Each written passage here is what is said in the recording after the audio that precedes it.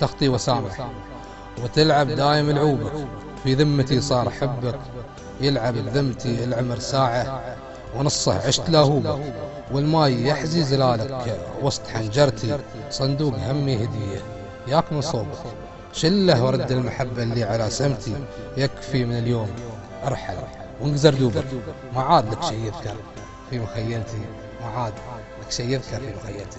صح لسانك يعطيك العافية. شاعرنا الأقرب للجمهور المتذوق للشعر، شو رأيك، الديوان المسموع ولا الديوان المقروء؟ هذا في رأيك. يعتمد على الشخص نفسه صراحة، يعني في ناس تحب تقرأ القصيد وفي ناس تحب تسمعه، وأنا من النوع اللي أحب أقرأ وأحب أسمع، لذلك أنا إذا أنشر قصائد مسموعة وفي نفس الوقت مقروءة. طيب هل تشارك منتديات أو تكثر من لقاءاتك الإعلامية حتى يتعرفوا جمهورك على جديدك، ولا ما تحب الأضواء الإعلامية؟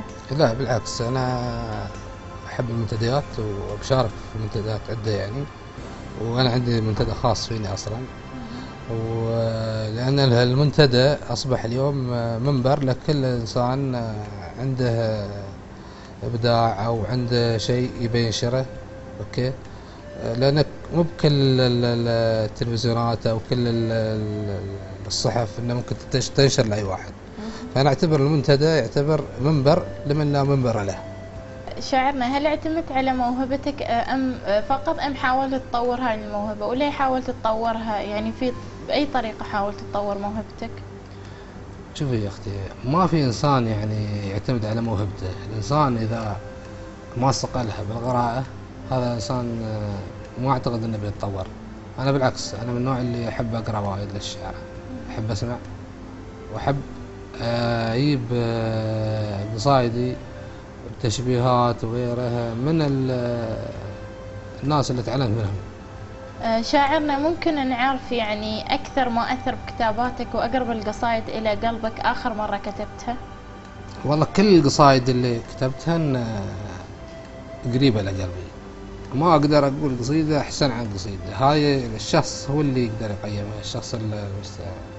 بالنسبة لي أنا كلهن غالية، كلهن زينة بالنسبة لي أنا، الله يعلم عادة بالنسبة للجمهور.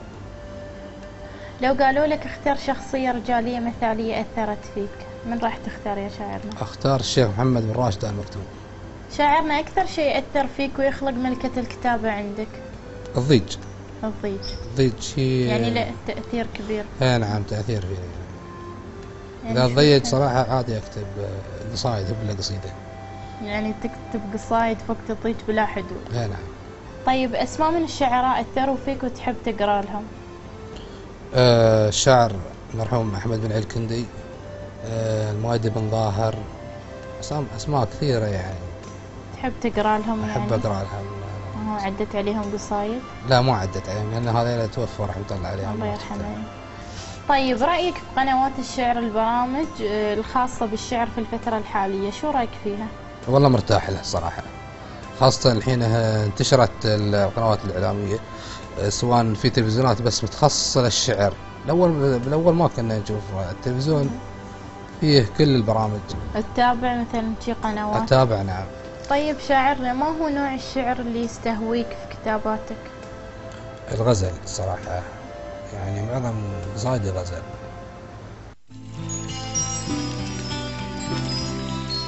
شفت العيون الدعج والرمش الكحيل، يا كم ذبحني سلسيف اهدابها، من يوم وادع كان روحي تستميل لصوب عيني وشخصت لأربابها، هو راعي الخدين والشامة تميل من فوق شفه على الشمال حسابها، هو راعي الخدين والشامة تميل من فوق شفه على الشمال حسابها، ما حد مثله في جماله لا مثيل، ولي ورث يوسف وسجنه صابها، وانهل دمعي بحر من مزني تسيل، ما دام حزني هو سبب سكابها، لين استوى صبحي مسا والليل ليل، صارت حياتي في ظلام أسبابها، قلت اسعفوني قبل لا أصبح جتيل وأموت دون أشوف زول ثيابها، قلت اسعفوني قبل لا أصبح جتيل وأموت دون أشوف زول ثيابها، رد النظر إن كان وصلك مستحيل، بمحي حزن واشكر مرض ليلابها، آهات قلبي لو من النوع الثجيل، أكيد في يوم البطوف عتابها، وكتاب ربي يشفي القلب العليل، يغفر خطاياه هم روحي ثابها واسكن في دار الخلد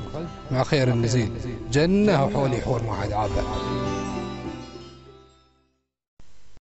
طيب شاعرنا ممكن تسمعنا قصايدك الغزلية من هذه القصايد يعني؟ عندي قصيدة بعنوان الليل توه، أقول فيها: على ضوء القمر والليل توه، يوادع صبحي المقفي بنوره، وصوت الليل بسكونه وجوه، يداعب مسمع العاشق جهوره، هدير المد من هده بقوه، على بحره يغني لي شعوره، وانا في جو يسميني علوه، وجدت الحور وابهرني ظهوره، لقيت النور من نحره ينوه، كأن الشمس تشرق من نحوره، عرفت الشمس تاخذ نور ضوه، وباقي النور في ساعة حضوره، سواد الليل من خصلة سموه، ولونه من سنة شعره وشوره، وخشمه سيف هندي عدوه، بنات الغيد من شكله غيوره، مقامه خيل أصحاب المروه، شرامشي القطة تمشي حذوره، وانا خايف على وصفه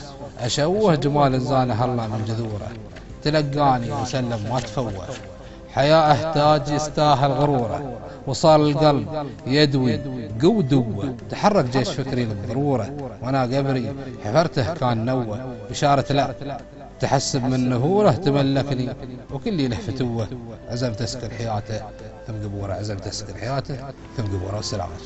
صح لسانك، يعطيك العافية شاعر. طبعا في نهاية برنامجنا نشكر ضيفنا الشاعر خليفة بن راشد الوالي على استضافتك الحلوة، ونتمنى طبعا التواصل دائم بيننا وتكون بيننا لقاءات أخرى، وعسى بس ما تعبناك يا شاعر. لا طبعا بس ما تعبتنا، بالعكس جزاكم الله خير، انتم تسمحوا لي انا اقصر الصراحة. وعليك.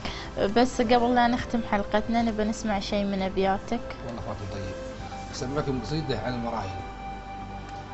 قصيدة تقول: يا ما نزف دمي من الهم وترس، 4 حجر كالبيت في الصدر جلاس، خافي على الليل أظلم وأغلس، يطفح على فكري ويمطر على الناس، وانطش دمي فورته لازم الطس، يحرق ويصلى كل من كان يباس، على المرايل تصفق الخمس، ناس تتبع كل وسواس خناس، الحمس يحرق حمسة زادها حمس، والجسم عقب الموت يبقى بالاحساس، سمي عليهم كان ظاهر ومندس، والرزق وافي واحمده ما بلا باس، سمي عليهم كان ظاهر ومندس، والرزق وافي واحمده ما بنا باس، واحنا معاهم ضد ما نتبع اللبس، وعقالنا دايم على الراس نكاس، ما نرفعه إلا بنصر كالشمس، وخزامنا ينزل عقب قطع الأنفاس،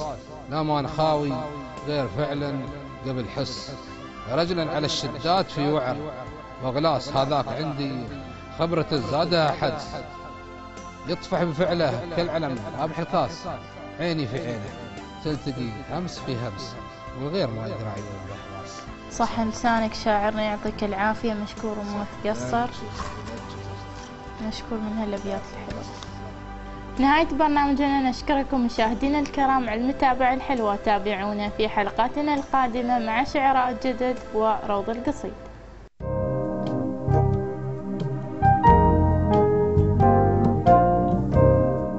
قسيت الهم في حصن منيعي، أخاف البرد ينشر للوسيعة، مدام الواش عايش للمشيعي، أقول أحفظ همومي لا يشيعه، ببش الويه كني في ربيعي، وانا في قيض ما حد يستطيعه، وكم غيري نشر همه مذيعي، وقال احذر مقالك لا تذيعه، زمننا عاكس الوضع الطبيعي، وكم عاكس زمننا من الطبيعة، رجال أشكالهم مثل الرضيعي، وحد غير الدبش ياكل نفيعه، ونساء علمهن أصبح فجيعي، تبيع العرض كل شيء تبيعه، بسل الخاطر بقول الشفيعي، وقول الرب في صدري وديعه، وانا في شف رب مستطيع، خلقنا كلنا وواجب مطيع.